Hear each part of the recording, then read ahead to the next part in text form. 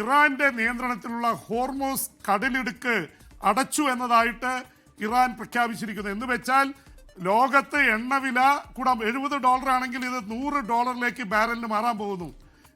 $100 ഒരു ബാരൽ എന്ന് പറയുന്നത് 158 ലിറ്ററാണ്. ആ ലിറ്റർ എന്ന് വെച്ചാൽ നമ്മുടെ ഇവിടെയൊക്കെ നാളെ പെട്രോളിന്റെ വിലയും ഡീസലിന്റെ വിലയൊക്കെ കൂടാൻ പോവുകയാണ്.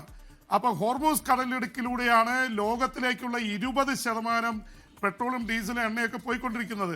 അതാണ് അടച്ചിട്ടാൽ ഒരുപക്ഷെ എത്ര ദിവസം അത് അടച്ചിടുമെന്ന് അറിയില്ല. എന്തായാലും ഹോർമോസ് കടലിടുക്ക് അടച്ചിട്ടു എന്ന് പറഞ്ഞാൽ നേരത്തെ സൂയസ് കനാലൊക്കെ അടച്ച സംഭവങ്ങളൊക്കെ നമുക്കറിയാവുന്നതാണ് നാസറിൻ്റെയൊക്കെ കാലഘട്ടത്തിൽ. അപ്പോൾ ഹോർമോസ് കടലിടുക്ക് അടച്ചു കഴിഞ്ഞാൽ എണ്ണയുടെ നീക്കത്തെ അത് ഇന്ത്യ അടക്കമുള്ള രാജ്യങ്ങൾ, ഇന്ത്യ, ചൈന, അതുപോലെ തന്നെ മറ്റ് ആഫ്രിക്ക, ലാറ്റിൻ അമേരിക്കയിലേക്കൊക്കെ ഉള്ള എണ്ണയുടെ പോക്കിനെ ബാധിക്കുകയാണ്. ഗൾഫ് രാജ്യങ്ങളിൽ നിന്ന് ലോകത്തിൻ്റെ വിവിധ ഭാഗങ്ങളിലേക്ക് പോകാനുള്ള എണ്ണയുടെ നീക്കത്തെ തടയാൻ പോവുകയാണ്. ഹോർമോസ് കടലിടുക്ക് അടച്ചു എന്ന് പറയുന്നത് അത് പറഞ്ഞു ഞങ്ങൾ യുദ്ധത്തിലേക്ക് നീങ്ങിയാൽ അത് അടയ്ക്കുമെന്ന് പറഞ്ഞിരുന്നു. അപ്പോൾ ഒരു ഭാഗത്ത് ഹൈപ്പർസോണിക് മിസൈൽ ഉപയോഗിക്കുന്നു, അവർ ഈ തരത്തിൽ ഹോർമോസ് കടലിടുക്ക് അടയ്ക്കുന്നു. ചൈന ഭീഷണിയുമായിട്ട് രംഗത്തിറങ്ങുന്നു. ചൈന രംഗത്തിറങ്ങുമോ ഇല്ലയോ എന്നറിയില്ല, കാരണം ഈ ഭീഷണി വെനിൻസുലയിൽ അവർ മുഴക്കിയതാണ്, അനങ്ങിയില്ല. പക്ഷെ അത് അമേരിക്കയുടെ ബാക്ക് യാർഡായിരുന്നു എന്ന് പറയാം.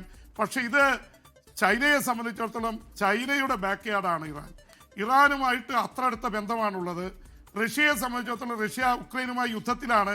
എന്നാലും റഷ്യക്ക് ഷഹീദ് ഡ്രോണുകൾ 10,000 ഡ്രോണുകൾ നൽകിയത് ഇറാനാണ്. ഇറാന്റെ അന്നത്തെ പ്രസിഡന്റ് ഇബ്രാഹിം റൈസിയെ, അന്നത്തെ ഹെലികോപ്റ്റർ അപകടത്തിൽ അദ്ദേഹം മരണമടഞ്ഞു, അത് അട്ടിമറിയാണെന്ന് പറയുന്നു.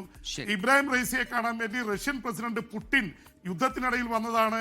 ആ തരത്തിൽ ഇറാനുമായിട്ട് നല്ല ബന്ധമുണ്ട്. പക്ഷേ റഷ്യ അമേരിക്കയ്ക്കെതിരെ ഒരു പോരാട്ടത്തിന് ഇപ്പോൾ പോകുമെന്നറിയില്ല. എന്തായാലും ചൈനയുടെ കാര്യം സൂക്ഷിക്കേണ്ടതാണ്.